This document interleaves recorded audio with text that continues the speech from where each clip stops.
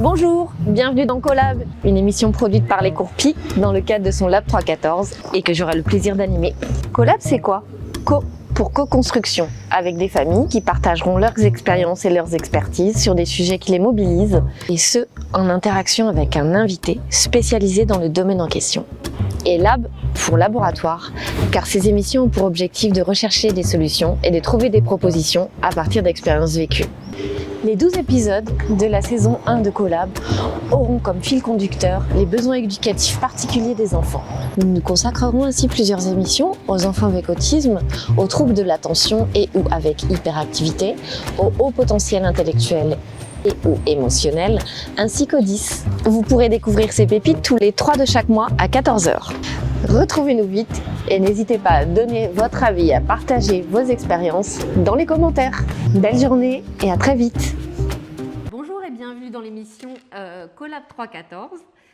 Aujourd'hui, pour une deuxième édition, nous allons parler de la confiance et des émotions. Donc, pour ce faire, je suis Charlotte Cassimo, responsable pédagogique au cours PI, de la petite section jusqu'au CE2. Et ce matin, nous accueillons deux familles. Donc, Céline, qui est une maman que nous suivons. Est-ce que vous pouvez vous présenter, Céline ?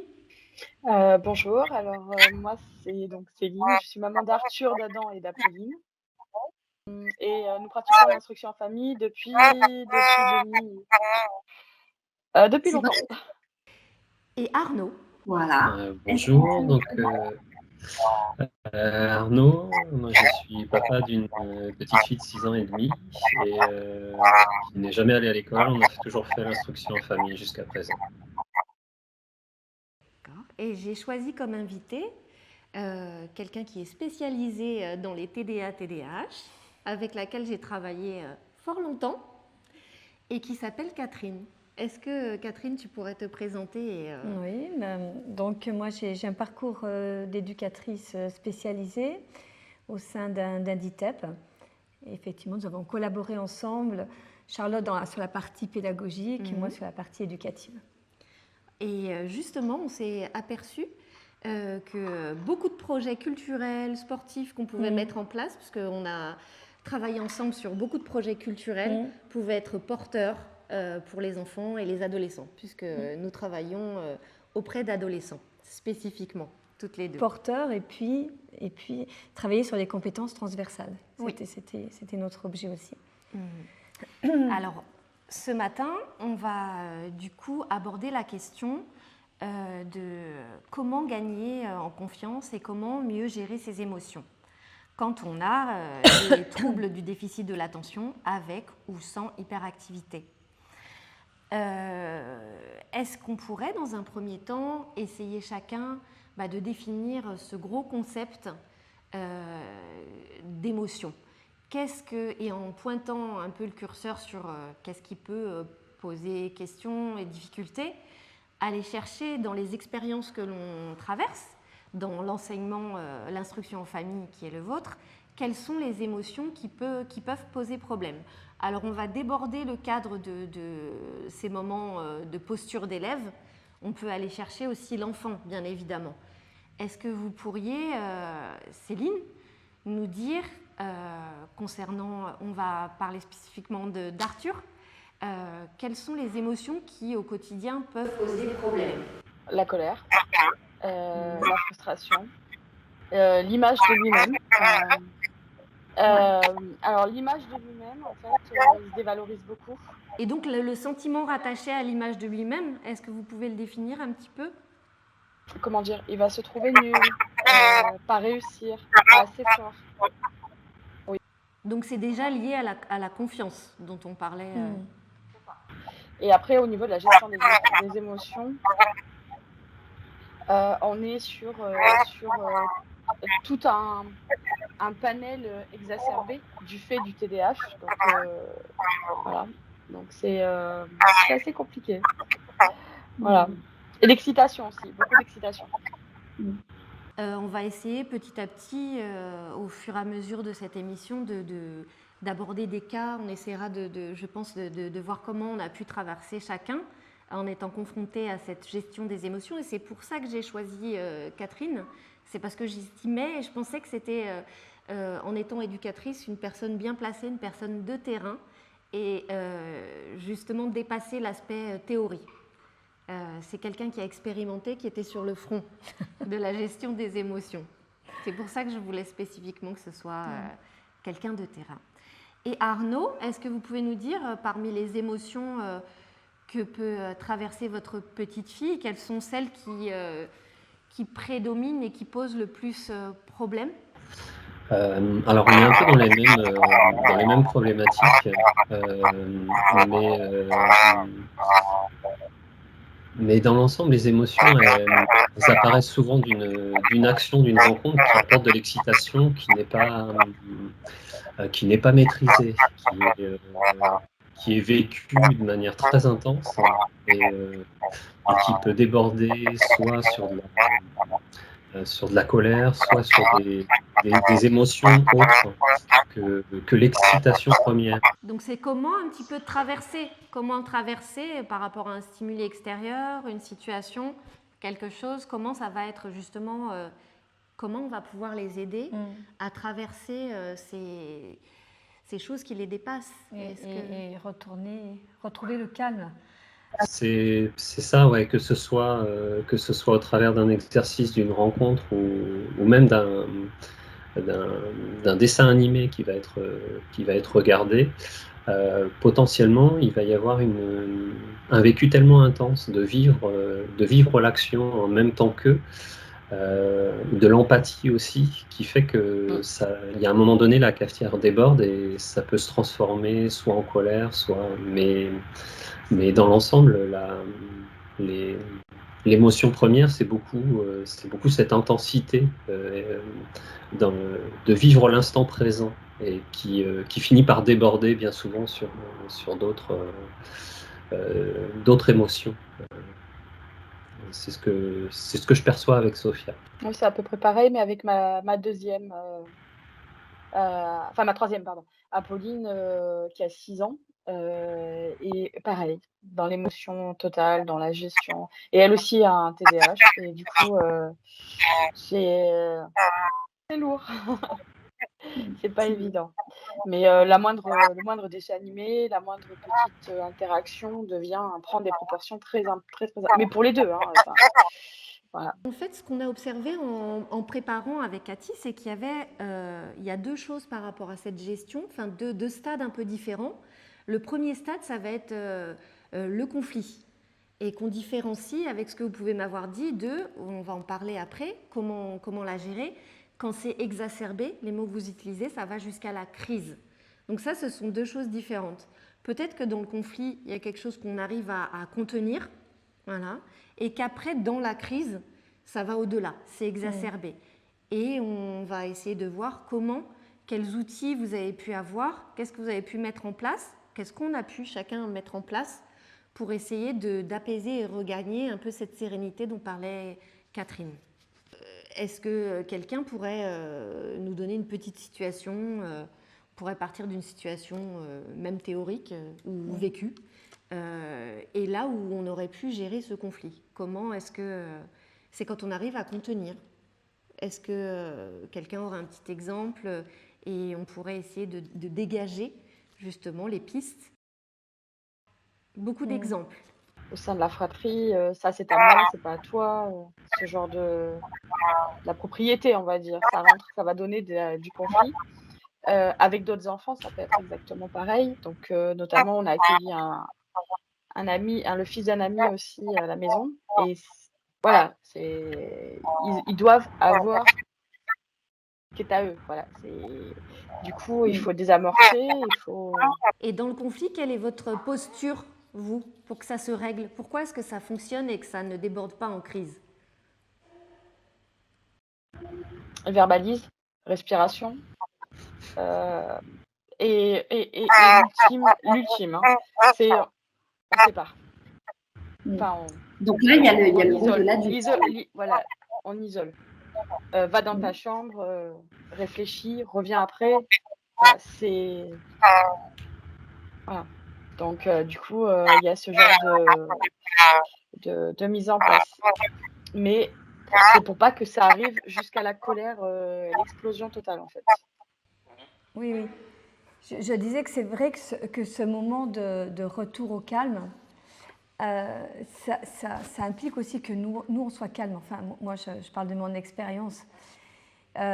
Si d'entrée de jeu, effectivement, ça ravive quelque chose en nous en se disant, voilà, ça va déraper, etc., on se projette dans quelque chose qui va s'amplifier, on perd aussi un peu on va dire, pas vraiment d'un contrôle de nous-mêmes, mais d'une espèce d'apaisement. Et je pense que ça aussi, c'est important de repérer ça chez nous et aussi d'intervenir au moment où on sent que ça monte pas, quoi. Où on n'est pas déjà soi-même voilà, sous émotion. Débordé. Allez. Bonjour. Oui, bonjour. Désolée. Bonjour. Oui, on dit bonjour. Voilà. Voilà, c'était Apolline. Moi, en effet, je rebondis sur ce que vous avez dit, c'est que la façon dont on va se présenter devant l'enfant va beaucoup changer son attitude. Et si on est juste et neutre, généralement ça se passe plutôt bien. Et si nous-mêmes on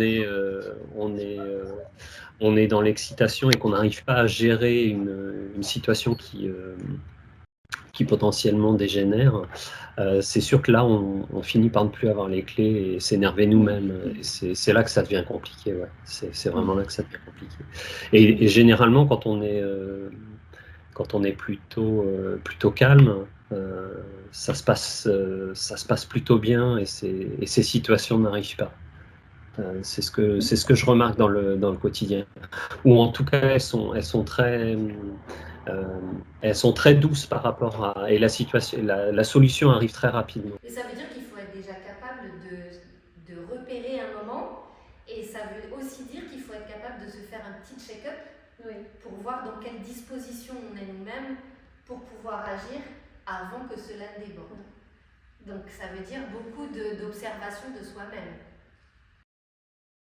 Alors, je pense que c'est beaucoup la clé. Moi, ça m'est arrivé d'arriver dans une situation de conflit entre mon épouse et Sophia. Et d'avoir juste le temps avant d'intervenir, de regarder dans quel état je suis. Et du coup, je n'entre pas en empathie et dans les émotions d'eux, mais je suis plutôt stable. Alors, je dis pas que j'y arrive à chaque fois, hein, c'est pas parce que ça reste compliqué, parce que les situations de crise, elles n'arrivent jamais au moment où on le souhaiterait, où on est super stable. Là, il y a un petit exemple bien précis. Mes deux grands vont au parc, mais ma petite reste. Ma petite, elle est là et elle pleure. Voilà. Voilà. C'est un exemple concret et immédiat. Voilà. C'est la gestion des émotions. Voilà. Effectivement, bien souvent, moi ça m'est arrivé dans des groupes de classe ordinaires d'agir, de poser le cadre, de reposer la loi avant que cela ne déborde. Et plus ils sont petits et plus ça a été facile d'adopter un masque, par exemple, un masque repérable qui est de l'infraverbal. Et je me suis aperçue qu'avec les adolescents, ce qui marchait plus, c'était aussi d'être juste, la justesse dont vous parliez au niveau de l'authenticité. Par contre, avec les adolescents, et plus ça grandissait, après ça dépend peut-être des profils des enfants, le fait d'être juste sur ce que l'on ressent, eh bien ça fonctionnait bien plus concernant cette population de plus grands et ces adolescents qui sont en recherche d'authenticité, et de voir qu'effectivement, il n'y avait pas de tricherie, il n'y avait pas de masque, et il y avait une acceptation du sentiment de l'autre. C'est aussi une reconnaissance du sentiment de l'autre. Ne pas s'oublier dans ce qui se passe. Et puis il y avait aussi, je parle pour moi, oui, des fois c'était assez compliqué par rapport à certains adolescents où on savait que la moindre chose pouvait basculer sur une crise. C'était en amont de se dire, ça va bien se passer. Parce que des fois, il y avait une espèce d'appréhension qui fait qu'on a, ce qui se sent, c'est à peine perceptible. L'adolescent sent qu'il y a une espèce d'insécurité chez l'adulte et qui n'a pas confiance en ce qui va se passer. Et ça aussi, c'était de se dire, ok, ça va bien se passer, mais en soi-même.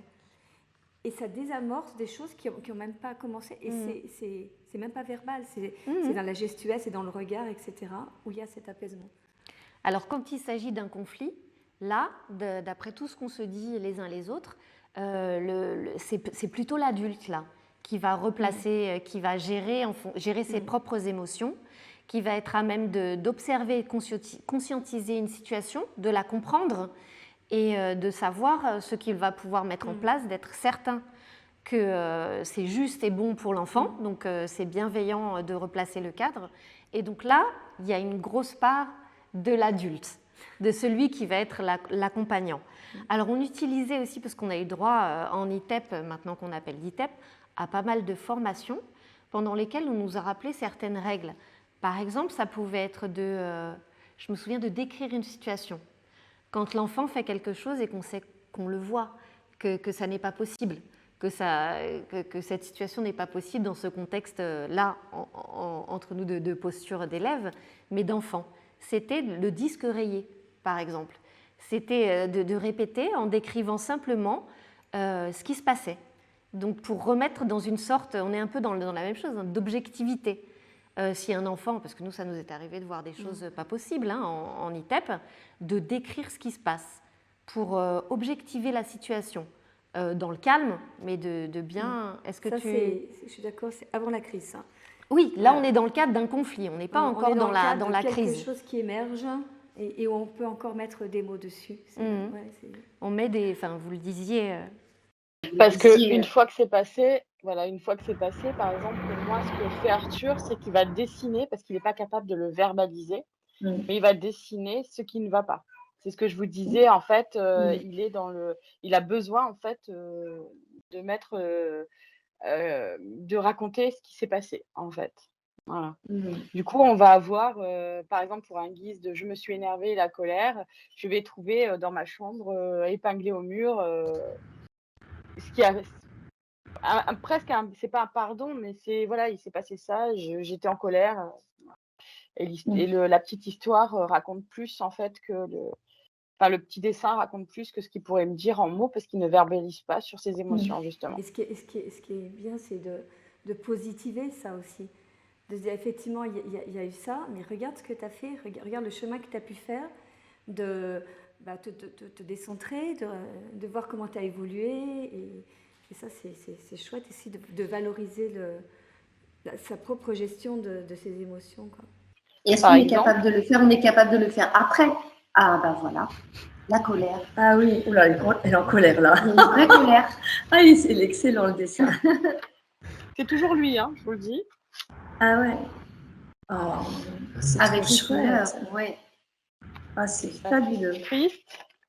Puis le numérote, 2e, 3e. Alors neutre, je n'ai pas encore compris ce que c'était neutre. Et je vais bien, mais voilà. Peut-être c'est une sorte de sérénité. Peut-être. Mais il le verbalise dans neutre et vous remarquerez qu'il n'a pas de cheveux dans ces cas-là. Voilà. Et la joie. Alors, il y a marqué joueur, mais c'est la joie, je suis content. Ah, c'est excellent. Super. Ah oui, c'est excellent. Il fait beaucoup de dessins comme ça, énormément, et j'en trouve absolument partout. Mais il le fait à des temps différés. Alors, il y a la colère, il va aller dans sa chambre. Hier soir, par exemple, il a une frustration. La gestion de la frustration est totalement différente. C'est-à-dire, quand on dit stop, maintenant on va se coucher, il va pas aimer et il va faire autre chose. Par exemple, là, il a pris son calepin, il a dessiné, et parce qu'il n'avait pas encore décidé que c'était le moment de lui-même, en fait, la gestion de l'émotion. Du coup, il a dessiné hier soir. C'est avant d'aller se coucher. Et puis, il est allé se coucher comme si de rien n'était. Il a décompensé ou décompressé, je ne sais pas. Donc, il a déjà des ressorts, il a déjà des outils. Ouais, c'est ça. Mais au départ, c'était pas du tout le cas. C'est compliqué. Est-ce que Sophia a des petits outils comme ça aussi? Ouais, je lui ai appris à respirer. Alors, parce que très tôt, je me suis rendu compte que ça fonctionnait de changer d'état et d'atmosphère. Il y a des fois, quand elle prend conscience que ça va pas, ça lui est arrivé de dire je vais respirer dehors et de claquer la porte, mais voilà, et de rester dans le calme ou d'aller dans sa chambre et de rester dans le calme. Et du coup, après, je laisse un temps et je me permets après d'aller la voir en frappant bien sûr à la porte pour qu'elle accepte aussi que je vienne la voir. Et puis d'accepter de gérer aussi son intimité. Mais j'ai tendance à lui demander assez régulièrement comment elle se sent, qu'est-ce qu'elle ressent, et pour ne pas la laisser justement dans cette bulle. Et potentiellement d'expliquer après pourquoi on a pris telle ou telle décision qui ne lui a pas plu. Parce que si on n'arrive pas à gérer les crises avant, il faut au moins que ça serve à quelque chose. Alors j'essaie de le faire après. Si j'ai pas réussi avant à désamorcer quelque chose, dans l'ensemble, j'essaie quand même de revenir après. Et on a la chance qu'elle soit pas, comment dire, qu'elle n'ait pas de remords, qu'elle reste pas dans ce ressentiment. Très rapidement, elle change d'état et puis ça repart. Une fois qu'elle a compris et qu'on a pu désamorcer tout ça, elle revient très rapidement dans une atmosphère de calme. Ce qui m'étonne, enfin vraiment ce qui m'étonne, c'est cette capacité qu'ils ont très jeunes à faire ce qu'on fait avec des tout petits. Quand il y a quelque chose, là on parle bien du conflit, hein. Donc on va aller vers la crise et on va essayer de voir tout ce qu'on peut mettre en place après. Mais comme on fait avec le tout petit, un peu le détournement. C'est-à-dire que je passe, comme vous le disiez, à autre chose. Soit on peut, quand le conflit n'en vaut pas la peine, que ce soit le fait de ne pas s'acharner et d'être capable aussi, en tant qu'adulte, d'estimer qu'on puisse passer à autre chose, mais là, tout petit, d'être capable de trouver ses ressorts en se disant je passe à autre chose, je fais autre chose, je tourne la page, je trouve ça vraiment étonnant. Mais là, elle est dans sa chambre et elle dessine. Et elle fait des décalcomanies. Donc, du coup, elle est passée à autre chose. La crise est passée. C'est un exemple, vous voyez, c'est beaucoup d'exemples. Il n'y en a pas un, il y en a tous les jours au quotidien. Et c'est pour nous, pour notre part, je ne sais pas Arnaud si vous avez plusieurs enfants, mais nous, la fratrie, le côté fratrie est source de conflit quoi qu'il arrive. Donc, alors non, Sophia est seule, mais c'est aussi source de conflit. Parce que du coup elle est seule. Donc c'est il y a aussi d'autres aspects sans doute très intéressants dans la fratrie, mais c'est sûr que le conflit pour avoir des amis et de la famille qui ont 2 voire 3 enfants, c'est sûr que la fratrie amène le conflit aussi. Par contre, par rapport à ce que je disais, je fais aussi attention à toujours faire ce que je dis. Donc, je fais attention à mes paroles aussi.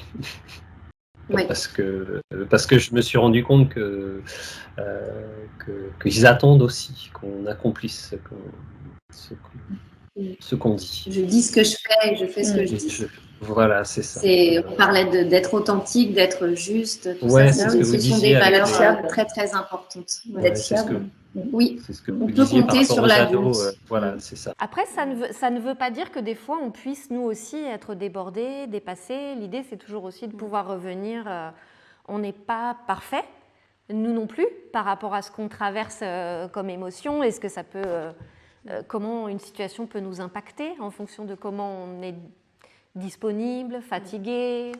Je pense qu'en plus, là vous avez des enfants, mais c'est vrai que quand on est avec des adolescents, il y a aussi le contenu dans la colère. C'est-à-dire que là, ça va être t'es pas gentil, etc.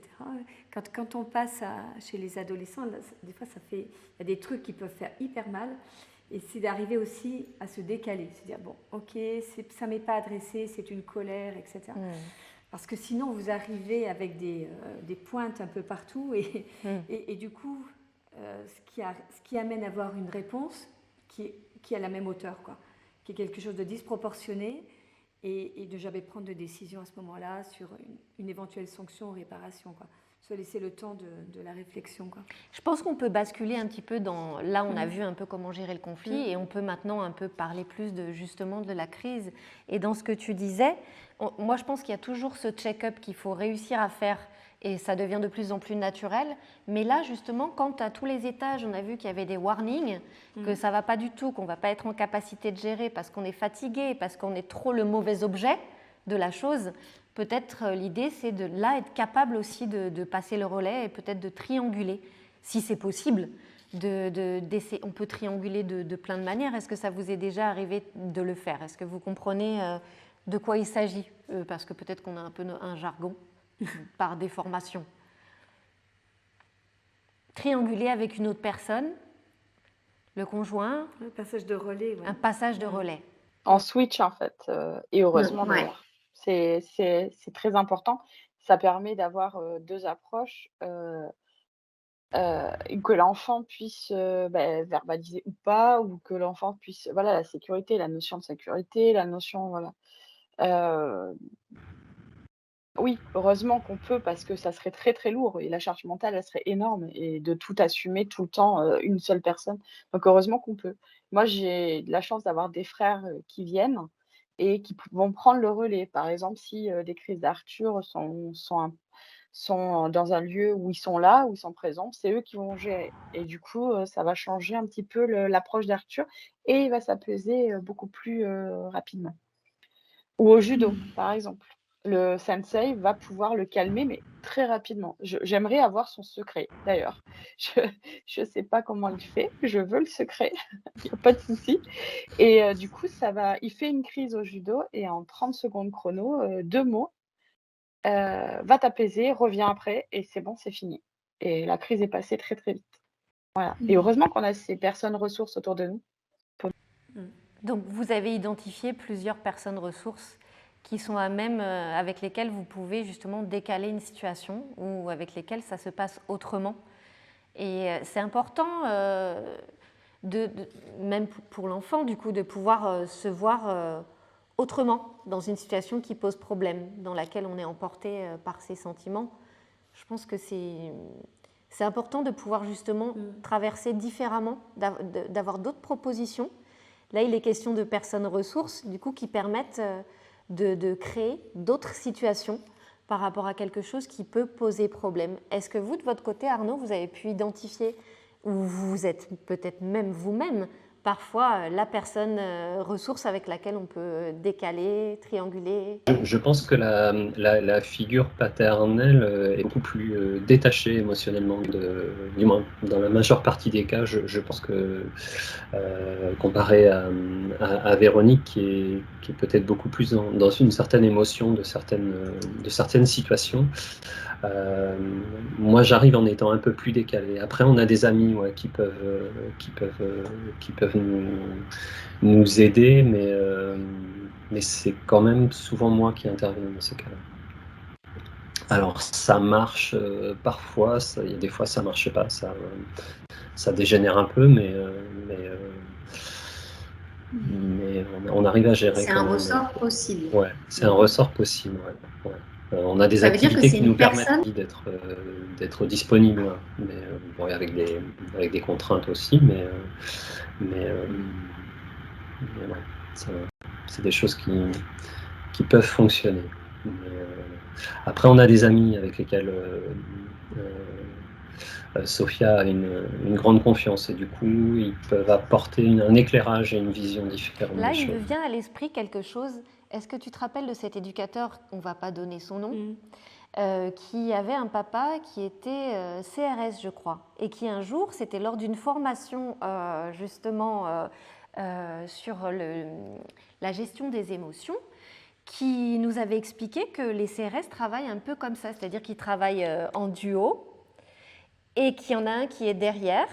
Celui qui est sur le front doit avoir toute confiance en celui qui est derrière, et c'est celui qui est derrière qui va décider à un moment donné, en percevant, en ayant un champ plus objectif de la situation, de stopper celui qui est devant s'il voit que celui qui est devant se met en danger. Est-ce que tu te rappelles de non, ça? Pas sur cette formation, mais ça me semble un peu ça. Ça veut dire qu'être capable de se Alors, c'est peut-être pas le meilleur des exemples, mais en tout cas, je trouve que c'est très parlant dans l'idée de devoir faire, dans la confiance, hein, de devoir faire vraiment confiance dans son binôme, son équipier, faire équipe à un moment donné et être capable, si le compagnon, le partenaire nous demande de quitter le conflit, le lâcher. Il y a quelque chose de l'ordre du lâcher-prise, être capable à un moment de se dire je ne vais pas envers et contre tout, ce n'est pas bon pour l'issue de la situation de la crise que je reste dedans. Mais parfois c'est difficile hein, de lâcher. Parce qu'il y a quelque chose de... Parce que tu te dis que tu es perdant là-dedans, alors que il n'y a pas quelque chose à perdre. Il y a simplement à gérer ce temps-là et après de reprendre. Mais des fois, effectivement, de ne pas perdre la phase, de ne pas perdre l'autorité, etc. Je crois qu'il y a un moment donné où c'est même plus... Il n'y a plus rien qui s'entend, quoi. Il n'y a que ce moment de calme et la reprise. Mais sinon, c'est un dialogue un peu de sourd. Laisser couler un petit peu et c'est le plus dur en fait, hein, vraiment le plus dur de se dire je laisse passer, je tends prends le bébé, voilà. Parce qu'on en a besoin, nous aussi en tant que parents, qui plus est quand on fait l'instruction en famille, parce qu'on est H24 avec les enfants, et du coup il faut savoir, nous dans mon métier, moi je suis conseillère en insertion professionnelle, et je m'occupe des enfants, mais ce qu'on faisait avant, c'était l'analyse de pratique, c'est qu'est-ce que je peux faire pour améliorer après quand ça arrive, et ça c'est très important. Mais ça veut dire qu'on a identifié certains, justement, on peut commencer par là, parce que la première des choses, c'est peut-être de pouvoir anticiper. Est-ce qu'il y a des situations où vous savez pertinemment que ça peut partir en crise, au-delà du conflit, et que vous êtes obligé de traverser? Ça peut être, je ne sais pas moi, un anniversaire en famille, ça peut être aller au supermarché. Est-ce qu'il y a des choses, vous êtes obligé de les faire, hein? Ouais, je vous vois sourire tous. Je pense que... Les courses avec la frustration de ne pas avoir... Ouais, les courses sont un problème. Alors au fur et à mesure, à force de recadrer les choses au fur et à mesure ou de la laisser en plan. Mais comment vous les préparez justement les courses, le fait de faire les courses, chacun l'un et l'autre, puisque ça a l'air de vous parler à l'un et l'autre. Comment est-ce qu'on prépare le fait d'aller faire les courses? On ne va pas faire les courses, on fait un drive. On fait un drive. Je pense qu'on a la clé de tout. Non, nous, c'est ce qu'on a fait à une certaine époque, et puis moi, j'ai recommencé à les faire avec elle. Pourquoi est-ce que vous pensez que c'est important, justement? Là, on a d'une proposition où finalement on évite la situation, si on peut faire autrement, et vous, là, vous avez sciemment décidé de retourner faire les courses avec Sophia. Parce que c'est un moment de partage, parce que ça fait partie de la vie quotidienne, donc c'est quelque chose que j'aime bien partager avec ma fille, avec notre fille, et je trouve que c'est aussi un moment social. Alors il y a d'un côté la rencontre, parce que notre fille est plutôt très avenante, et du coup elle va discuter avec tout le monde. Alors il y a des moments assez magiques de personnes qui vont rentrer dans la discussion et qui vont vraiment échanger avec elle. Et sauf qu'à un moment donné, il faut arrêter, parce que ça peut amener des excitations, et je l'ai déjà vu courir dans le magasin, et de devoir trouver la situation pour arrêter qu'elle court, parce que plus je cours après, plus elle court. Donc ça devient vraiment dangereux pour elle, pour moi, et puis pour toute l'organisation du magasin. Comment vous l'anticipez? Parce que là, vous me parlez déjà de comment se déroule la situation, mais comment vous le préparez? Parce que le bénéfice est plus grand que le risque. Donc pour vous, c'est important. Vous nous l'avez expliqué. Donc comment vous le préparez en amont? Ah, mais je suis aux aguets. Quand je sais que ça peut arriver, je suis aux aguets, et des fois ça marche pas. Et il y a une fois, c'est le vigile qui est intervenu de manière très très sèche. Du coup, ça l'a calmé. J'avais réussi à la récupérer, donc je l'avais grondée. Mais sinon, la préparation, c'est compliqué parce qu'on ne sait jamais à l'avance, mais je suis toujours sur le qui. Vraiment, vraiment concentré presque sur elle plus que sur les Nous, je courses. sais des fois, on faisait par exemple des goûters ou des petites préparations comme ça. Et on avait aussi ces exemples. Alors, nous, ce qu'on faisait, c'était de leur donner une responsabilité dans le magasin pour éviter qu'il y ait ces temps un petit peu d'éparpillement comme ça et de stimuli. Et c'était, bon, bah voilà, toi, tu es responsable de ça, bah, tu regardes les courses, tu fais ça. Et ça mettait un contenant. Voilà. Ça évite le vide qui fait peur. Oui, le tout permis ou voilà. le rien de permis, quoi. Et puis après, voilà, on se ressente là-dessus. Donc il y avait ce côté de responsabilité et puis aussi de valorisation de ce que faisait l'enfant. Et il était moins dans une recherche Les stimuli, sensible à tous les stimuli, puisque focalisé sur quelque chose d'un peu planifié. Il y a quelque responsabilité qu'il valorisait aussi. Voilà, c'était des petites choses qu'on... Ça m'arrive de lui donner des missions, d'aller chercher quelque chose. Je lui dis, bah, tu prends ça, tu le mets dans le caddie, ou de vraiment faire les courses avec elle, ou de gérer la liste aussi, de voir, de la lire. Mais il y a des digressions permanentes en fait, et il faut quand même ramener en permanence au sujet des courses en fait. Et vous lui annoncez en amont? C'est-à-dire, quand est-ce qu'elle est préparée? Est-ce qu'elle sait qu'elle va aller faire les courses, ou c'est allez, on part faire les courses? Non, pas forcément. Non, je n'annonce plus. J'essaie de la surprendre justement, parce qu'il peut y avoir une excitation plus importante de la préparation, d'aller, que ce soit d'aller au parc ou d'aller faire du vélo, ou de plus en plus, j'essaie justement de la surprendre. Alors, avant d'entrer dans le magasin, si j'y pense, parce que c'est pas forcément tout le temps, si j'y pense, je vais essayer de cadrer un tout petit peu les choses. De plus en plus, parce qu'avec l'expérience, on arrive à trouver des solutions, mais plus elle va évoluer, plus il va falloir s'adapter aussi.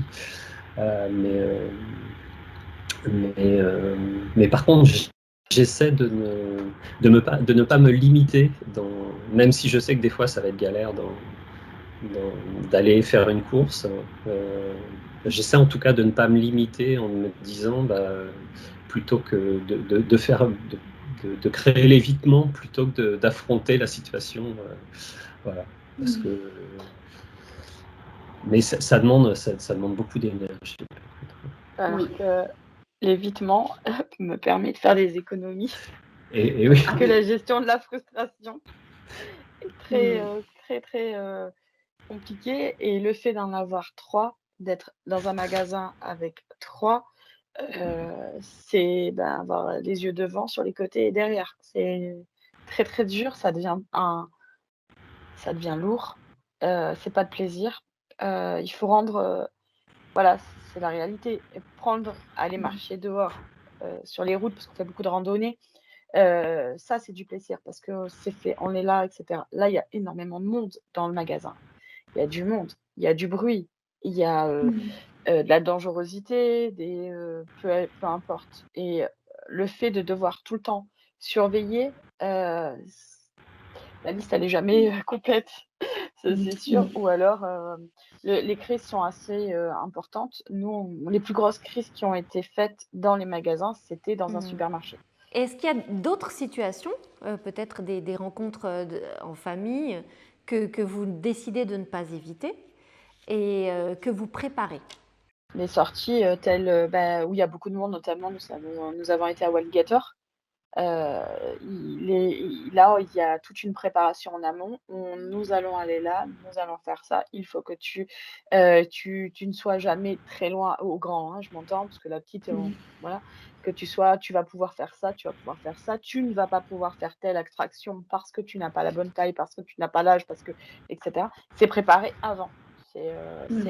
Voilà. Et puis sécuriser. Alors, mon père avait une technique parce qu'a priori j'étais un peu comme pareil.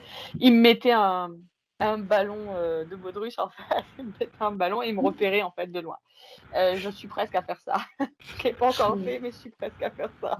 Voilà, parce que c'est voilà, mais de plus en plus, on se rend compte qu'ils sont gagnés en autonomie, qu'ils écoutent beaucoup plus et le fait de justement les préparer: «On va faire ça, on va faire ça». En fait, on décortique tout le temps. Voilà. Quand c'est la surprise, la notion de surprise d'Arnaud, j'aimerais bien moi aussi, mais et très dur. Très, très dur.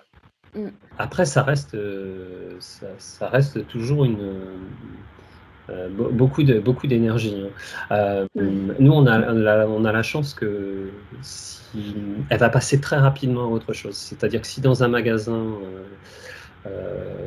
aujourd'hui, j'arrive à vraiment cadrer et à dire non, j'ai même tendance à... Alors, faut aussi avoir confiance en ce qui va se passer, parce que moi, ça m'arrive de la laisser dans le rayon. Lui dire non, j'y vais. Et du coup, de la laisser en plan, et généralement, elle passe très rapidement à autre Il y a chose. quelque chose qui me semble important dans ce que vous dites, justement, et qui est de l'ordre de la confiance. C'est-à-dire que le fait d'expérimenter, même si on sait que ça va nous demander de l'énergie, de la réaction, être à l'affût, décrypter l'infraverbal, etc., le fait de les laisser traverser, d'attendre quelque chose d'eux, comme vous le dites, quand vous décrivez, vous dites ce que vous attendez d'eux, dans ce qui va se passer. Ça veut dire qu'on fait confiance. Si on n'attend plus rien de quelqu'un, il est dans ce rien. Vous voyez ce que je veux dire? Si on attend quelque chose de quelqu'un, ça veut dire qu'on a confiance en lui, qu'on sait qu'il est capable de. Donc je pense qu'il y a une importance à traverser ces moments quand même et à déborder les choses qui fonctionnent pour continuer à apprendre, pour continuer à progresser, pour continuer à évoluer bien évidemment dans la bienveillance et dans ce qui est possible. Mais je pense que c'est important d'aller se confronter à ces situations, d'aller les revisiter, ces zones un petit peu, comment on peut dire, qui posent problème, d'aller quand même les visiter. Donc je disais, après, dans un deuxième temps, c'est vrai que ce qui m'intéresserait aussi, peut-être d'aborder, c'est comment on reprend une crise. Est-ce qu'on le reprend et comment? Est-ce qu'on se dit, bon, c'est bon, il y a eu la crise, je ne vais pas en plus reprendre et risquer à nouveau? C'était voilà, l'après-crise, quoi. Qu'est-ce qu'on en fait? Mais vous parliez d'autre chose, c'était simplement pour l'aborder. Alors, on peut déjà commencer par quand elle est là. Et puis après, c'est une bonne idée d'aller voir justement comment reprendre. Et pourquoi c'est important de reprendre. Mais peut-être quand elle est là, la crise, vous en parliez, Céline, c'est peut-être déjà de sécuriser. Il y avait un aspect qui est ultra important et auquel on ne pense pas quand on est dans une situation de stress, parce qu'on est quand même dans une situation de stress. Et il y a cette notion-là, qu'est-ce qu'on fait? Il y a un conflit, ça éclate, boum, qu'est-ce que je fais? Il faut contenir. Donc comment on va pouvoir... Il faut sécuriser et il faut contenir peut-être. Est-ce qu'on pourrait parler de ça? On donnera des exemples nous aussi. Voilà, la sécurité chez nous est très importante. Comme Arthur n'est pas que TDAH, il est aussi TSA. Et du coup, en fait, la notion de sécurité, il n'a pas. La notion de faire attention, par exemple, de traverser la route et de faire attention, ça, il n'a pas. Donc, du coup, et Apolline non plus, qui elle n'est que TDAH, mais ils n'ont pas du tout cette notion-là. Donc, quand il y a une crise, je pense sur la route, parce que comme je vous disais, on fait beaucoup de randonnées. Et quand il faut expliquer que non, on ne peut pas traverser la route, après, il faut vraiment, comme on veut, quand on veut, et cetera, qu'il y a la notion de sécurité. Ça veut dire reprendre toutes les étapes les uns après les autres. Pourquoi tu as fait une crise? Pourquoi tu as fait ci? Pourquoi tu as fait ça? Pourquoi tu as traversé? Pourquoi tu t'es mis à courir sur la route? Pourquoi et cetera. Donc du coup, il faut expliquer que ça ne se fait pas. Et voilà, c'est ce genre de Mais là, il y notion, a en fait. crise, il y a frustration, on se transforme en version évolutive de... Là, on est dans la crise. Comment on fait? Comment on fait quand c'est là, ça explose? Imaginez-les, je suis sûre que là, on a tous des visions. Eh bien, qu'est-ce qu'on fait? Ça veut dire quoi, on rattrape? Il y a deux options. Soit on peut et l'enfant est en capacité de le vouloir, c'est-à-dire, nous, on peut le faire, mais est-ce qu'il le veut? C'est de le prendre, de serrer, de calmer la crise. Allez, on va parler, on va se mettre dans un coin isolé, on va se mettre dans un coin, et cetera. Mais ça, c'est pas toujours le cas. Enfin, chez nous, du moins, la capacité à comprendre, c'est pas tout à fait, possible. Et il y a, le côté quand il y a la crise, à un moment donné, à l'instant T, gérer, voilà, pardon, il y a mon chat qui miaule, désolée. Mais il y a comment dire? Gérer l'instant, la sécurité, voilà, dans le magasin, il y a une crise, il va se rouler par terre, il va faire ci, il va faire là, enfin, et plus maintenant, mais ma fille, elle le fait. Heu,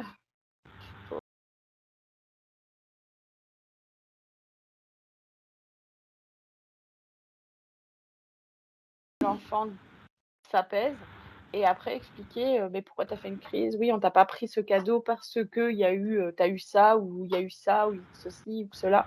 Voilà. Mais là, c'est le temps d'après. Là, on est vraiment dans le. Enfin, ouais. Donc vous parlez et en institut, on l'a. Ça, moi, j'ai été très surprise. Je ne connaissais pas du tout ça. Les contentions.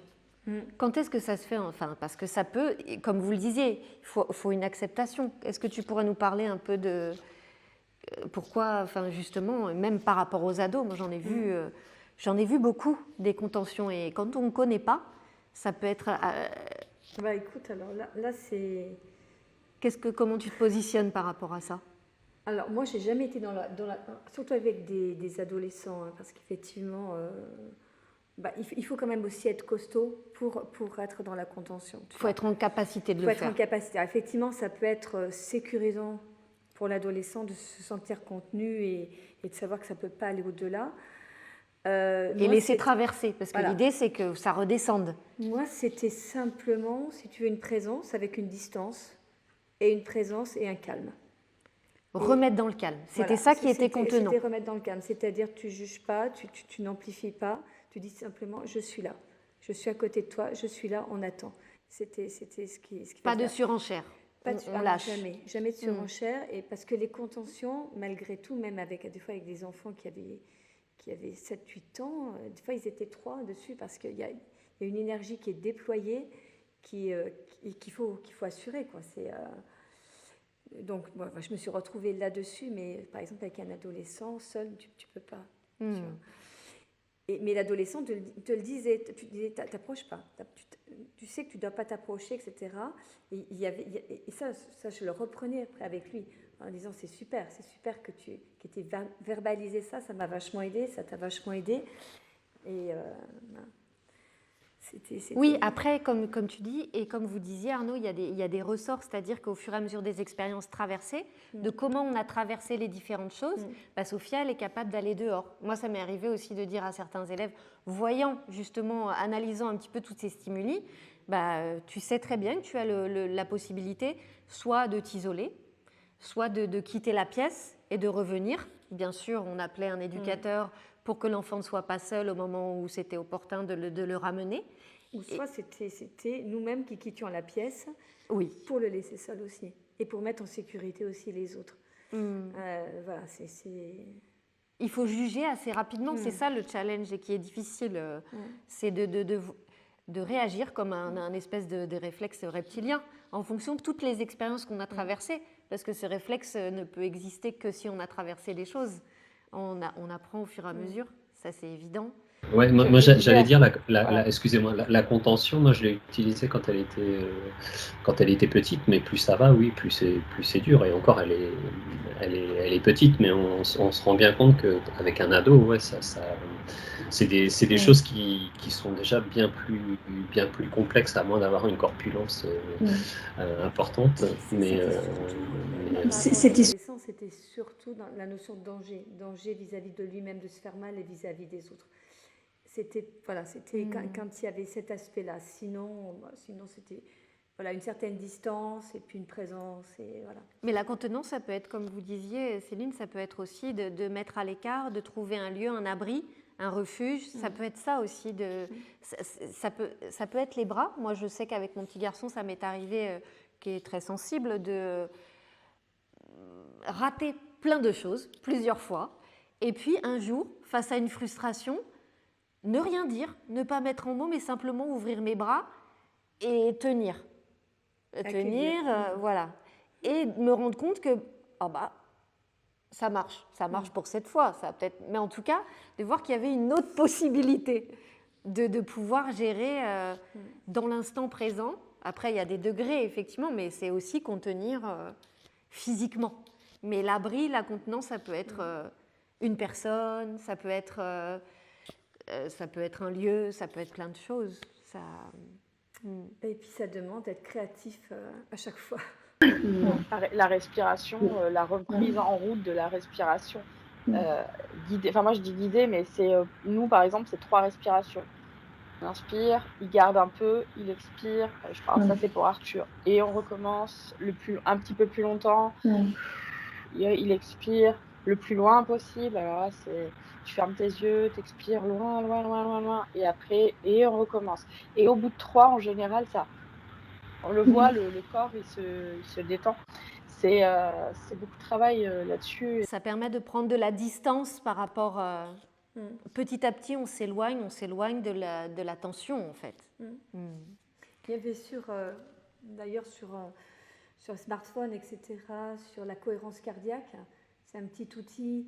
Effectivement, le fait que ça visualise, qu'on voit la petite bille qui monte, hop, et elle descend et on souffle, parce que quand on est sur l'émotion, de gérer en même temps la respiration, des fois, c'est pas facile, mais de suivre quelque chose visuellement, ça aide beaucoup. Et là, c'est sur 5 fois, effectivement, c'est le même temps d'inspiration et d'expiration qui fait que ça rabaisse. Non, mais moi, il y a une chose qui fonctionne bien aujourd'hui, c'est que moi, à son âge, c'est qu'il y a des fois, elle vient pour exploser une énergie, une colère, et elle vient pour taper, et j'ai tendance à rentrer dans le jeu. Et du coup, elle est décontenancée parce qu'elle arrive avec une colère, et puis moi, finalement, je vais jouer avec elle, et c'est quelque chose qui marche, qui finit par marcher assez bien aujourd'hui. Ça, c'est super, parce que je pense que Cathy nous parlait de la créativité, mais je pense qu'il y a des ressorts qui sont super importants face à une situation. Ça peut être la surprise, voilà, comme vous le faites. Allez, on va y aller à fond, et on désamorce, on enlève un peu du drame là-dedans, et ça, voilà, l'étonnement, ça peut être et l'humour. Ce sont des super ressorts. Alors après, ça ne veut pas dire se moquer d'eux. Ça veut dire on va dans le même sens, parce que là, on serait dans autre chose. C'est bien à différencier. Ça veut dire qu'il y a un sentiment d'appartenance quand vous le dites. Voilà, on va dans la même énergie, mais on la change ensemble. Ça ne veut pas dire je me moque d'eux. Ouais. Mais de la situation, je peux me moquer. Je la dédramatise, en fait. J'y apporte une autre couleur. Ça a marché des milliers de fois. Enfin, on n'a pas de... Voilà. Alors, on a vu déjà pas mal de choses, il me semble. On va peut-être... Oui, je voulais parler de quelque chose dont on n'a pas parlé par rapport aux crises. C'était... toi, tu disais le lâcher-prise est important. Parce que je pense qu'on a bien vu que poser le cadre, c'était important, mais souvent on peut aller dans des travers aussi qui sont la suradaptation, sans s'en rendre compte. Et ça peut être aussi non bénéfique que poser un cadre trop autoritaire. Donc il y a cet aspect dans la justesse dont on parlait. Je pense que ça me semble important quand même de le relever, là. Ni trop laxiste, ni trop rigide. Trouver le juste milieu, c'est pas facile quand il y a de la crise, mais parfois on est emporté et stressé par une situation et on suradapte. Ça vous est déjà arrivé? Et on suradapte, et on suradapte, et on voit que la crise ne se désamplifie pas. Est-ce que vous avez déjà connu ce genre de situation? Oui, alors ça nous apprend aussi à être totalement détachés de l'entourage, de ce que peuvent penser les autres. Ça, c'est assez impressionnant comme on arrive à se détacher totalement de l'environnement, et finalement de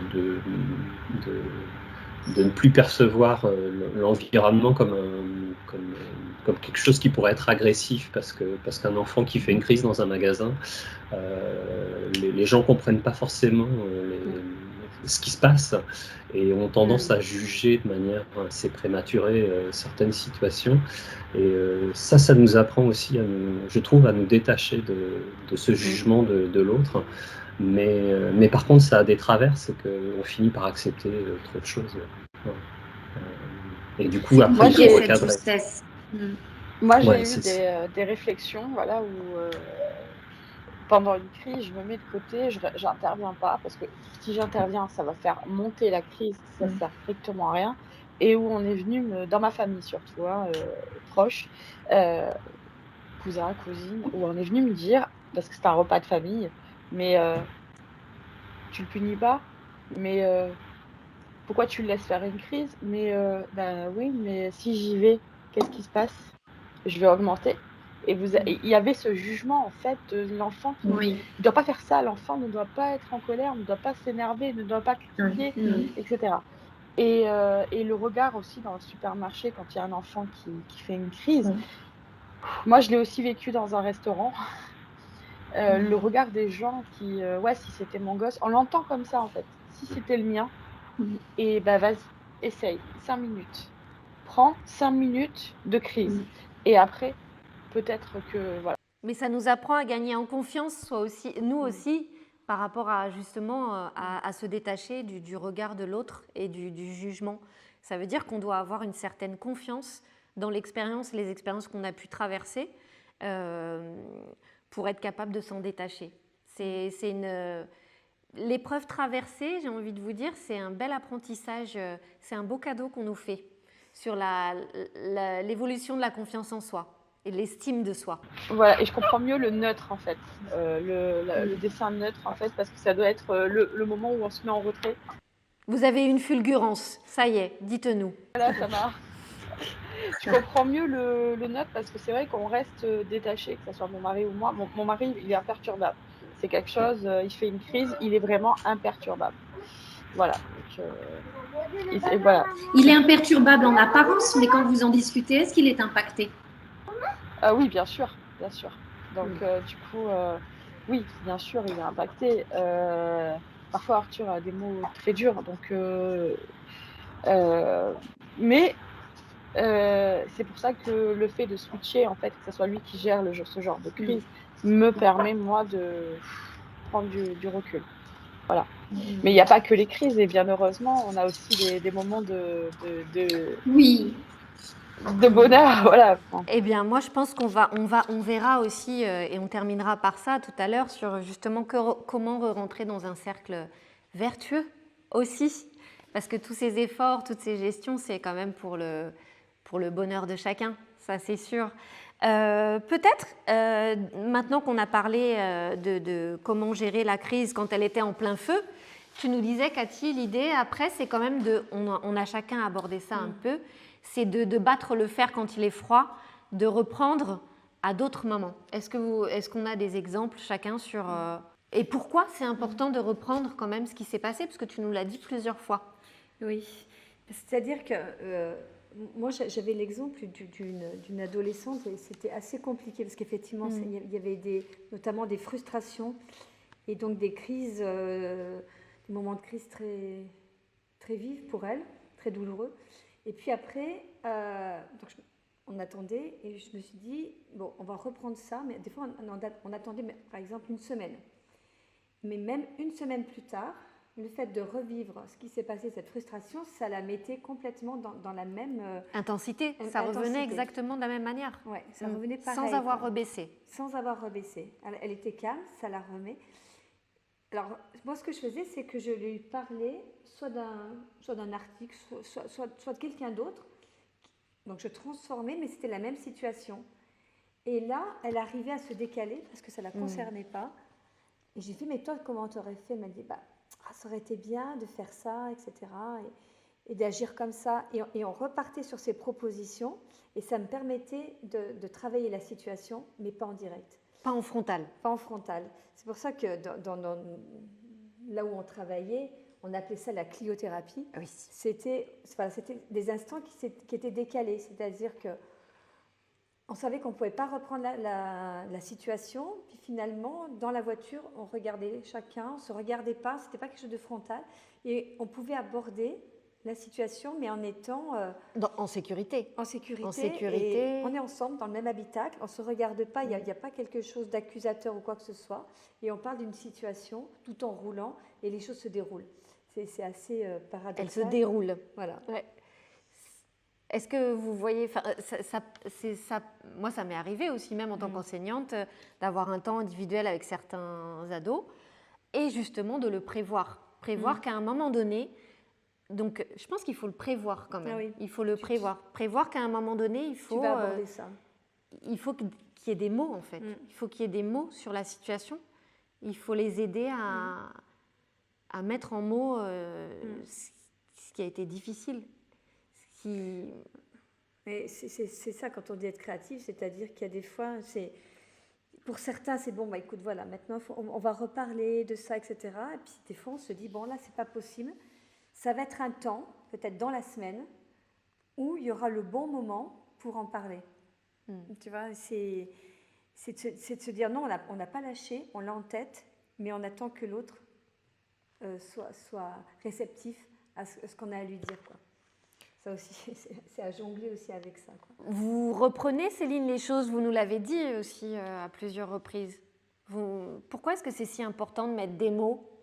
Alors déjà, pour la notion de sécurité, de reprendre en fait et de reformuler pour que ça soit bien compris.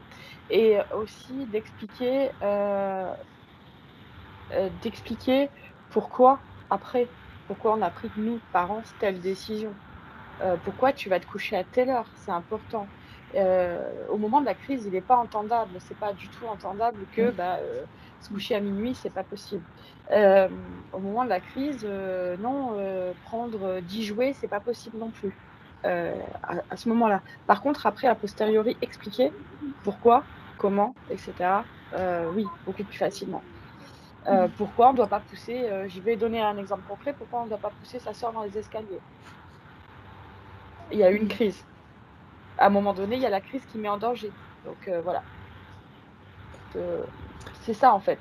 Faire de l'analyse avec l'enfant de ce qui a pu. Ou alors qu'est-ce que tu aurais fait en tant que parent? On a eu ça aussi pendant un moment. C'est le petit décalage dont parlait Catherine. Ouais. Et ça permet une ouverture. C'est une ouverture, une autre possibilité. Ça s'est passé comme ça. Tout le monde est OK sur la description. Mais ça pourrait se passer autrement. Et est-ce que, comme vous le dites, est-ce que toi, tu aurais des idées en le décalant ou... Sur ce coup-là, Arthur, il aurait été beaucoup plus dur que nous parents, en fait. Parce que je dois être puni pour ce que j'ai fait. D'accord. Mais en fait, tu n'as pas été puni. Mais ça aurait été bien que je sois punie. Oui, mais tu n'as pas été puni. Et revenir et expliquer. Alors, il est plus dur, en fait, voilà, dans sa réflexion à lui, en fait. C'est compliqué si l'enfant, effectivement, il n'a pas conscience du danger, comme vous dites, il peut y avoir les voitures, etc. Il a envie de traverser. C'est cette conscience-là du cause à effet, quoi. Quand vous dites, bon, voilà, je la pousse, ça peut aller jusqu'où de la mettre en danger et de pas... De comprendre, du coup, pourquoi ça n'est pas possible, pourquoi pourquoi l'adulte a stoppé la situation, pourquoi, voilà... Et en même temps de permettre, est-ce qu'avec Sophia, par exemple, elle est à même de trouver, d'être créative sur des propositions? Parce c'est une petite fille pleine d'idées, pleine de création. Est-ce qu'elle... également? Alors, sur les crises, il y a... Soit je reviens juste après pour lui expliquer pourquoi de ce qui a pu se passer. Ça arrive assez souvent le soir avant le coucher de faire un point sur certaines choses qui se sont pas passées bien. Un temps où elle est plutôt. C'est un temps privilégié dont on parle là, c'est le coucher, les choses sont apaisées, la nuit tombe, pareil que dans la voiture en fait. C'est un moment qui va être sécurisant par lui-même. Ouais. Ça nous arrive de le faire après, par exemple. La circulation, ça reste parliez de la circulation, ça reste un problème je pense, pour beaucoup d'enfants, c'est que comment expliquer le danger d'une voiture qui peut créer un trouble ou un accident. Ça, c'est très, très compliqué. Moi, je sais que je la laisse plutôt libre, à part quand elle est excitée, et du coup, là, je la tiens. Mais j'aurais tendance plutôt à la laisser libre. Alors, on n'en a qu'une, c'est beaucoup plus facile. Mais par contre, je suis extrêmement vigilant de là où elle va et de ce qu'elle fait dès qu'on s'approche d'un lieu. Et j'ai tendance à répéter en permanence certaines consignes qui me semblent. Il y a quelque chose qui me semble important aussi, c'est dans la porte, la fenêtre qu'on réouvre, parce que l'enfant donc prend conscience qu'il a été un peu dans ce qu'il ne fallait pas faire, voilà, etc. C'est d'être capable aussi là, au niveau de la posture de l'adulte, de tendre la main, de permettre une réparation, une réouverture. Ça peut être aussi par déjà accepter toute bonne proposition, juste, bienveillante, etc. Ça, je pense qu'il faut savoir accueillir à ce moment-là ce qui se présente, donc être vraiment disponible pour ce qui est.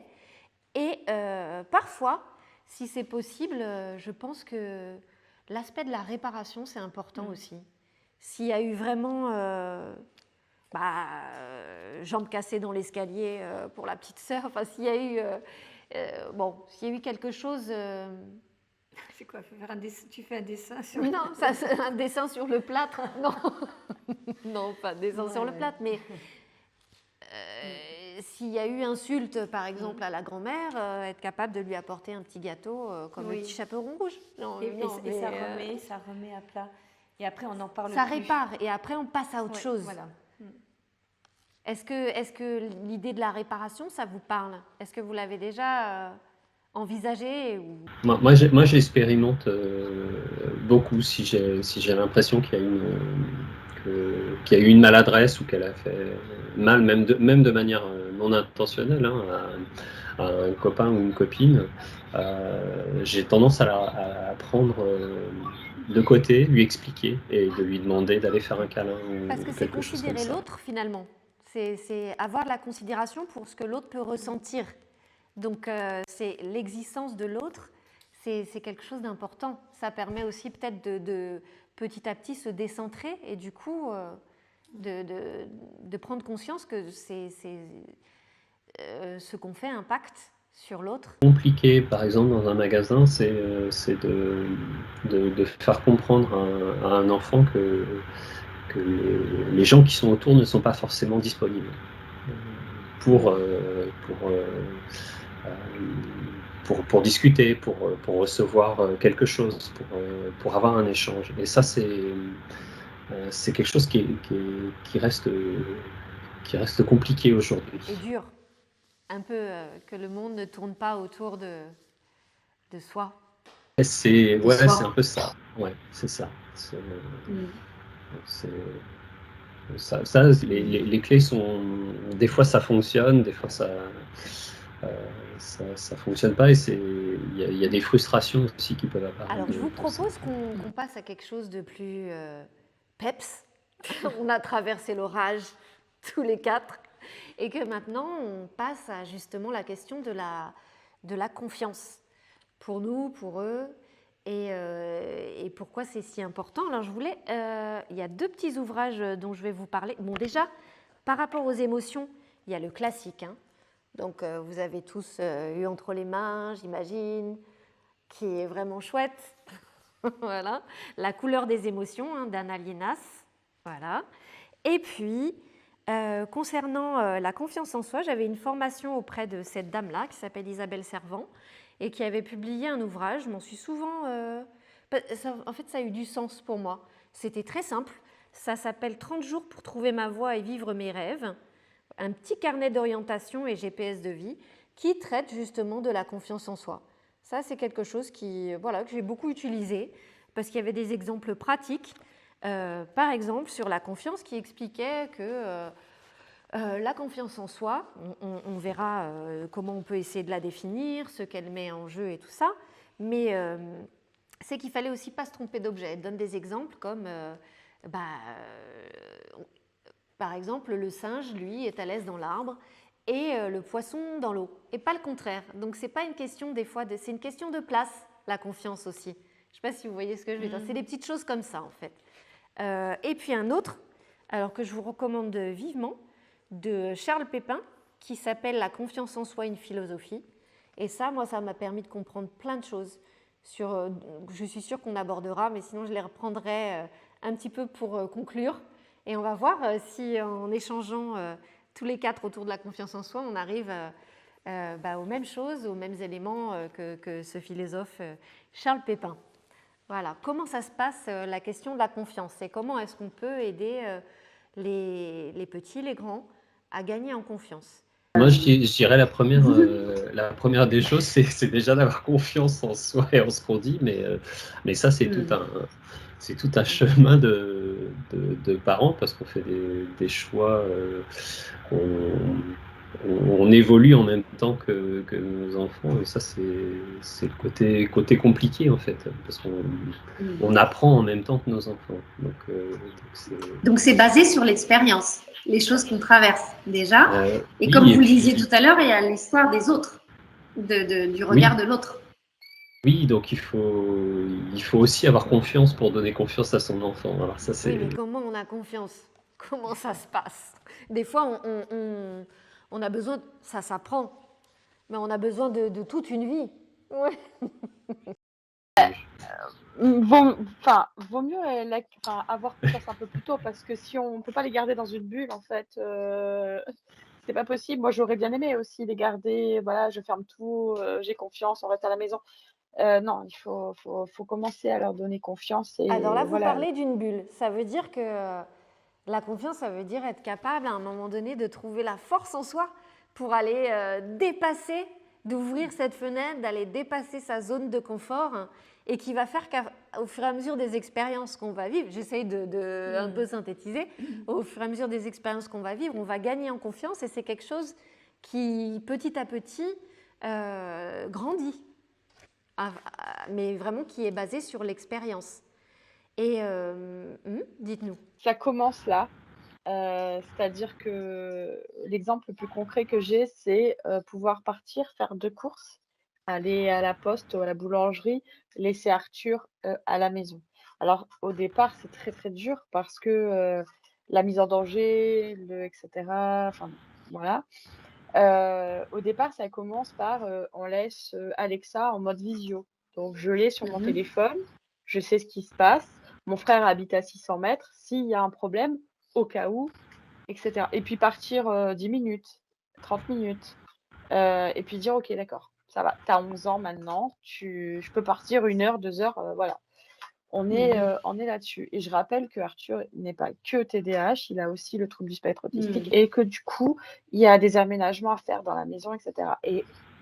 Et lui, il gagne en confiance en lui parce que justement, maman et papa lui font confiance. Donc oui, je vais garder Donc on mon est obligé frère. de prendre un petit risque, vous bordez, on cerne la situation, on borde ce qu'on peut, et au-delà de ça, à un moment donné, on est obligé de lâcher, de laisser l'expérience se faire. Exactement. On est obligé parce que voilà, comme je dis, on peut pas les enfermer dans une bulle. Ils vont grandir, le monde extérieur est vaste, et ben, il faut leur ouvrir la porte aux expériences. Alors c'est pas sans risque, certes, mais une fois qu'on a compris que c'était pas sans risque, mais qu'on pouvait aussi adapter, on parlait d'adaptation tout à l'heure, on peut aussi adapter la prise de confiance, ben, ça augmente en fait. C'est comme une pyramide. On pose les fondations, et puis ça monte. Voilà, c'est exactement pareil. Et là, ça demande une organisation au tout départ. Alors, je donne cet exemple-là parce que ça a été beaucoup plus difficile pour moi, pas pour mon mari, mais pour moi, de dire, OK, je le laisse seul à la maison pendant un temps donné pour que je puisse faire autre chose. Ce que je ne faisais pas. Il y a 2 ans, dans le jeu, bah, il est tombé du 1er étage, par exemple. Donc cette notion-là a créé un trouble chez moi qui manque de confiance chez moi. Et du coup, une culpabilité forcément, hein. Et du coup, il a fallu travailler dessus. Donc ça s'apprend la confiance. On travaille sur soi, on travaille sur, ses propres émotions Sur ses et peurs. de dire, «Je me fais confiance en tant que parent, je lui fais confiance en tant qu'enfant» et c'est, «Maman me fait confiance, j'ai confiance en moi». En fait, c'est un voilà, c'est un peu ça et ça marche très bien. Voilà. Est-ce que quelqu'un voudrait nous parler de la confiance, Cathy, Arnaud? Là, il y a plein d'éléments dans ce que vous nous dites, hein. Moi, j'avais l'exemple d'une, je ne sais pas quel âge elle avait 11 ans, et sa maman, tout ce qu'elle faisait, elle valorisait, tu vois. Et après, elle me disait, mais est-ce que c'est vrai? Elle se posait la question dans la mesure où tout était valorisé, elle ne savait plus si c'était juste ou pas juste. Donc, si on valorise, il faut valoriser quelque chose qui vaut le coup. Il y a encore cette idée de justice. Parce que pour elle, ça n'avait plus de sens. Ouais. Tu vois. Et c'est-à-dire, tout ce que je fais, c'est bien. Et elle savait que non, il y avait quand même des choses. Et du coup, c'était ça n'avait plus de valeur. Ça n'avait plus de valeur. Ouais. Nous, on peut parler d'une expérience, puisque ensemble, on a co-construit avec d'autres personnes, bien évidemment, un envers et contre tout.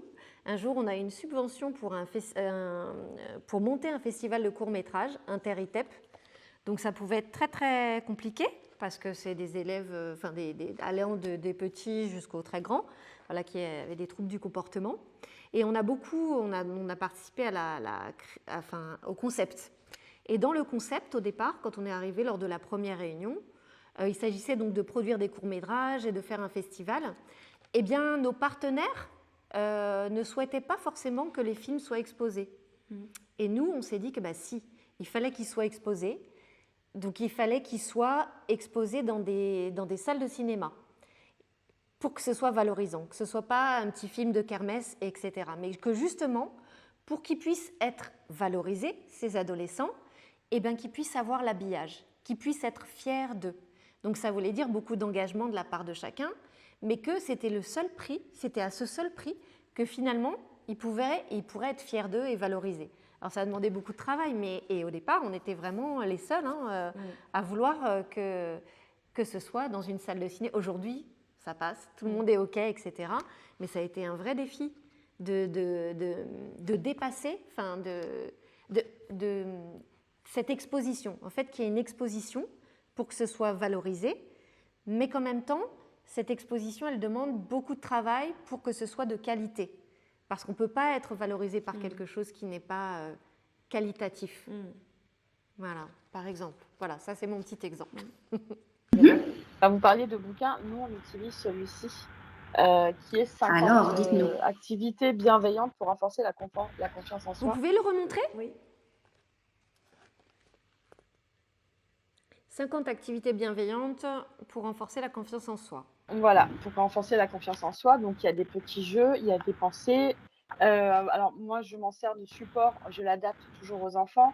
Mais, par exemple, se partager, vous savez, la balle au pied, transmettre, par exemple, un verre d'eau sans faire tomber une goutte, transvaser, ce genre de choses, en fait, à prendre conscience. Des petites activités comme ça. La posture de la confiance, se tenir droit, en fait, par exemple, et montrer. Alors ça, je le fais en parallèle avec le yoga parce que je fais du yoga avec les enfants. Notamment la posture du guerrier. Regarde, posture de la confiance, posture du guerrier. Vas-y, mets-toi en position, prends la force, prends l'énergie et retrouve. Voilà. Et ce genre de choses, en fait, voilà, ça aide beaucoup, en fait. Aussi. Et ce petit cahier, je l'ai trouvé l'année dernière et franchement, vraiment très, très bien. Enfin, je vous le conseille. C'est pour enfants, adolescents, c'est plus ciblé. Voilà, c'est plus pensée positive, c'est plus, comment dire, travailler sur ce que, par exemple, ce que moi j'ai confiance en moi. Qui suis-je déjà pour commencer? Quelles sont mes compétences? Quels sont mes traits forts? Par exemple, en tant qu'enfant, quand on leur demande en quoi es-tu fort? Je suis pas fort en maths. Il n'y a pas le je suis fort en français, c'est je ne suis pas fort. Et ça vient toujours. Donc, inverser en fait comment dire, C'est intéressant.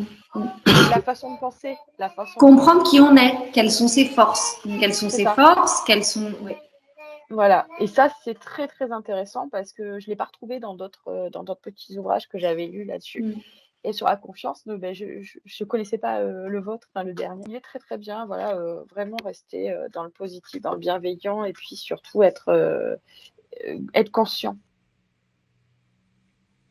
Par exemple, puisque vous me tendez une perche, je vais vous dire ce qui m'a vraiment. Il prend, par exemple, Charles Pépin, l'exemple. J'allais vous demander, Arnaud, si Sophia faisait du vélo et qu'elle en avait bien fait. Mais si il prend l'exemple du vélo.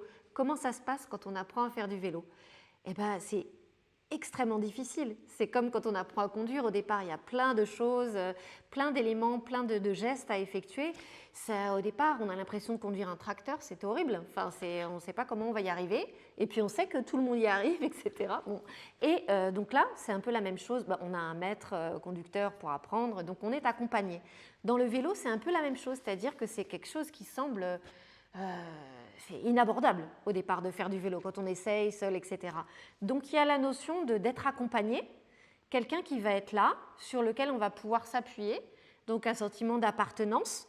Il y a vraiment la confiance de l'autre dont on parlait, s'appuyer sur la confiance de l'autre, l'autre qui a confiance en soi, qui sait que c'est possible pour nous. Même si c'est quelque chose de difficile, il y a l'expérience, le fait d'être capable de travailler cette ténacité, d'y revenir, de savoir qu'on ne va pas forcément réussir tout de suite. Et puis, il y a les roulettes, il y a des petites aides, des aménagements, comme vous disiez, on peut border.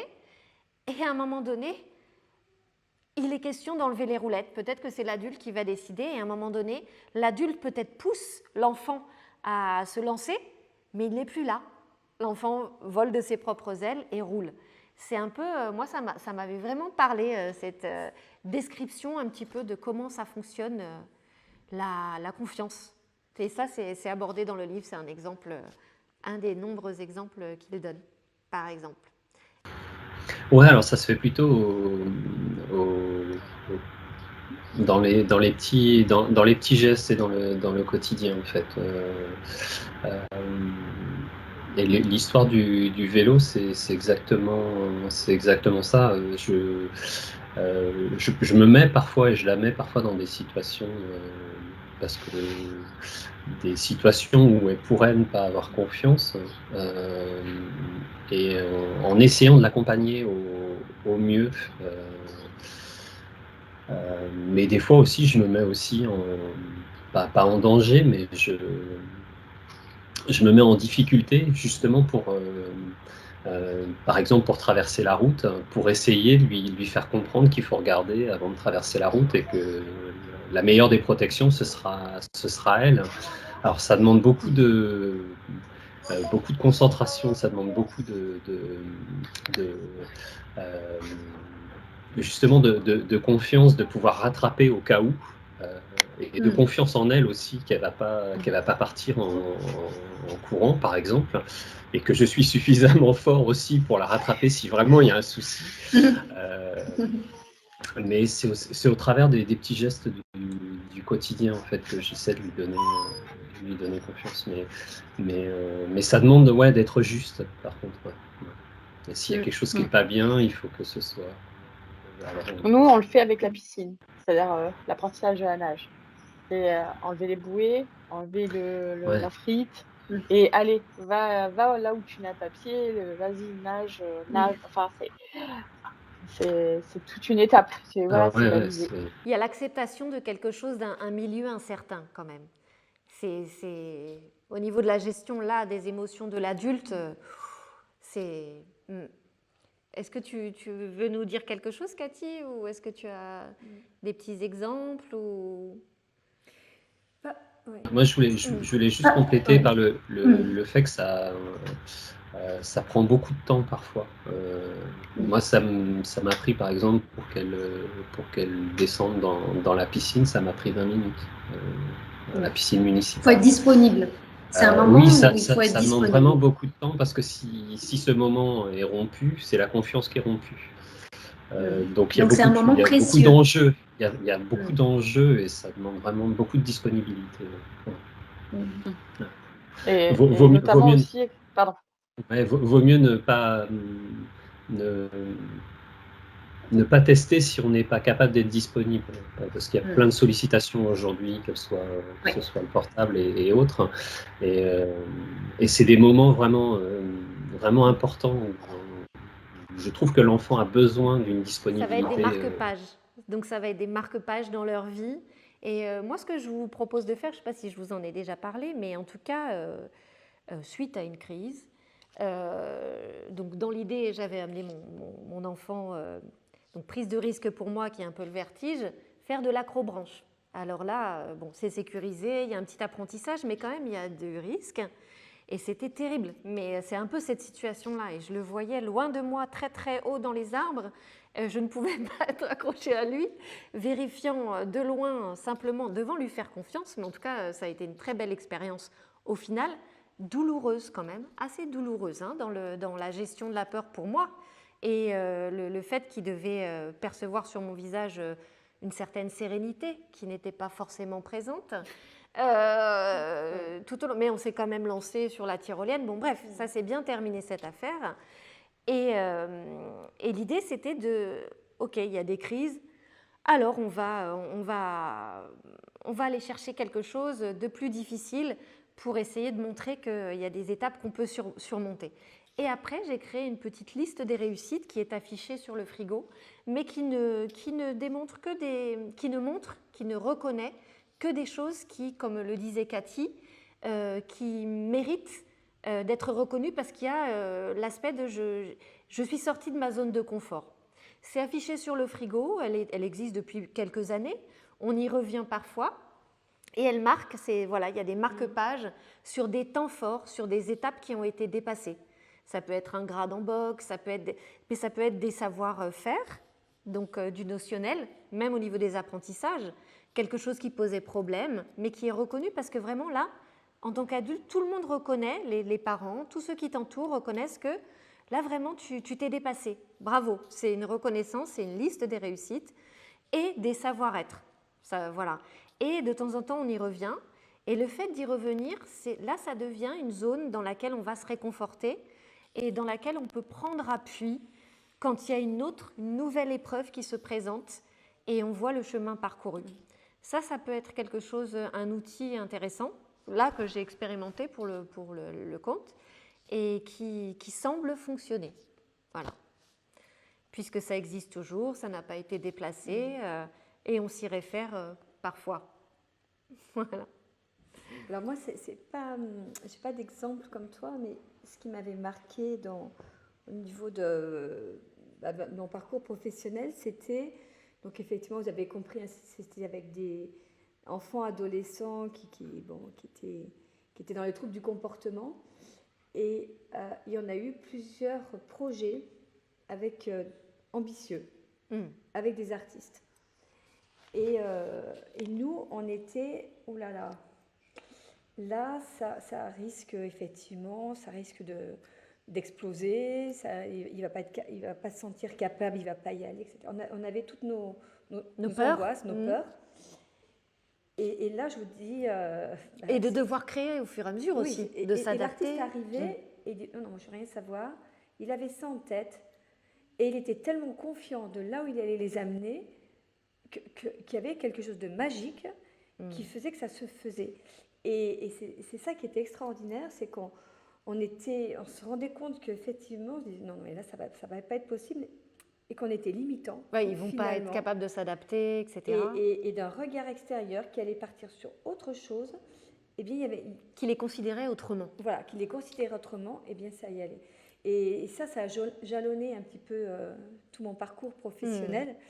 Et ça a mené vraiment des éclairages aussi sur les compétences que des fois on ne réveille pas ou qui sont un peu en sommeil, mais ou même qu'on ne suppose pas. Mais on se bride, on bride les possibles. Je pense c'est vrai que c'était des super expériences et de choses qui nous dépassent, qui sont supérieures et qui amènent à se voir autrement, à voir la meilleure version de soi-même. Et on n'est pas dans le regard de l'autre là. Enfin, il est important pour la reconnaissance, etc. Mais on est dans plutôt être ma meilleure version de moi-même, c'est-à-dire je progresse sans me comparer aux autres, mais en me comparant moi-même. J'évalue mes progrès par rapport à moi-même. C'est un peu cette idée, dans l'idée de la confiance. Peut-être, on peut faire un petit tour final. Je pense qu'on termine sur beaucoup de soleil. Ça fait du bien aussi. Et ouais. Alors, Céline, je vous invite à nous dire un petit mot de la fin. Très bien. C'est très agréable d'avoir une personne, enfin Arnaud, qui a donné quand même son point de vue, notamment pour les courses. Je vais peut-être essayer que voilà. La mutualisation est très intéressante et aussi, et de voir qu'on a plus ou moins, et je dis bien plus ou moins, tous ou toutes les mêmes approches ou les mêmes astuces ou les mêmes outils qu'on se crée en fait. Donc on se les partage certes, mais l'essentiel en fait c'est d'arriver à le bien-être de l'enfant, et 2, que lui il arrive à avoir confiance et que nous ayons confiance en lui. Voilà. Oui. Voilà. Donc Merci Céline. Arnaud? Déjà, mais merci pour ce partage. En effet, on a tous les mêmes problématiques et puis on les résout tout plus selon nos expériences, plus ou moins bien. On y arrive plus ou moins bien et ça, c'est finalement, on y arrive aussi avec l'expérience en expérimentant. Et puis nous, on apprend aussi de nous-mêmes en expérimentant avec nos enfants. Et ça, c'est, et ce que je dirais, c'est que c'est qu'on ne peut pas donner plus à un enfant que la confiance et l'amour. Et si l'enfant il est éduqué dans cette confiance et dans cet amour, il pourra s'en sortir. Moi, je trouve ça assez magique, l'adaptation d'un enfant une fois qu'il commence à avoir confiance. Comme vous disiez, pour le vélo, c'est assez impressionnant de voir un enfant qui en l'espace de 2 ou 3 secondes, ne savait pas faire du vélo, et puis finalement, il se rend compte qu'il sait faire du vélo, et il a passé ce cap, et toutes les peurs, tous les troubles sont partis, et c'est cet instant que traverse un enfant, c'est assez magique, et finalement, on le traverse. Merci à tous les deux pour votre super participation. Et puis Cathy, tu veux nous dire un petit mot pour finir? Oui, merci également pour ce partage, toutes les réflexions que vous avez eues et cette approche que vous avez qui est effectivement pleine d'attention, pleine d'amour. Et ça, c'est la base, comme vous le disiez. C'est la base. Et puis ces rencontres que vous occasionnez, de se dire qu'effectivement, on n'est pas seul, il y a d'autres personnes, et des petites clés à travers des livres, etc. Et puis de garder confiance, parce qu'effectivement, nous, on le voit, parce qu'on a vu cheminer des enfants, et on a vu des étapes qui étaient avec des parents qui étaient complètement dépassés, et puis les choses évoluent, et c'est ça qui est chouette aussi, c'est de garder cette confiance. Effectivement, avec le temps, ça va bouger, mais ça bougera d'autant plus que vous avez l'attention que vous nous montrez, quoi. Je pense que ce que tu dis, moi j'aurais envie que mon petit mot de la fin ce soit ça. Je pense que c'est super précieux de pouvoir parfois avoir ce regard neuf, être capable d'avoir ce regard neuf et oser faire des choses. Je pense que c'est plein de cadeaux qu'ils nous font en nous faisant traverser ces épreuves, mais c'est plein de cadeaux qu'on se fait en acceptant de les traverser aussi. Voilà. Eh bien, je vous remercie énormément, et puis on se dira très vite pour une prochaine émission et puis une prochaine collaboration. Voilà.